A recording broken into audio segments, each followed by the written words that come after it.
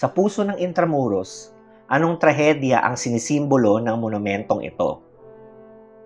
Bakit ito itinayo sa isang tahimik na sulok ng lungsod? At anong mga kwento ang nananatiling hindi nasasabi ng batong ito? Ito ang Memorare Manila 1945, kilala rin bilang Plazuela de Santa Isabel, na matatagpuan sa isang tahimik na espasyo malapit sa Manila Cathedral. Isa itong memorial na inialay sa pag-alala sa mahigit 100,000 sibilyang walang kalaban-laban na naapektuhan ng Battle of Manila mula February 3 hanggang March 3, 1945. Marami sa kanila ang hindi na natukoy ang pagkakakilanlan o hindi na nabigyan ng maayos at disenteng himlayan.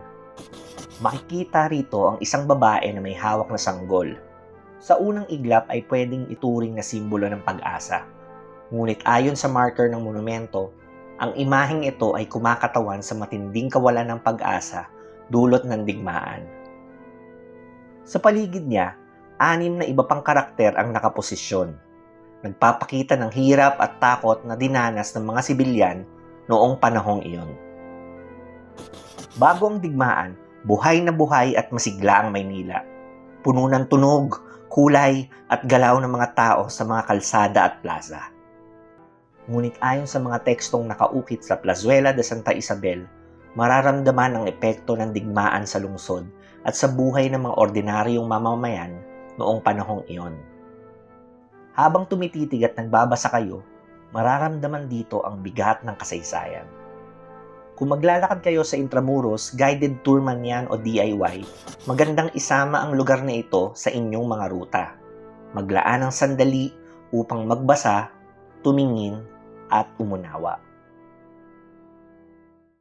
Kung may alam ka pang ibang kwento ng kasaysayan o mga kahangahangang tao na madalas hindi nabibigyan ng pansin pero may malaking ambag sa ating lipunan, ibahagi mo sa comment section yan.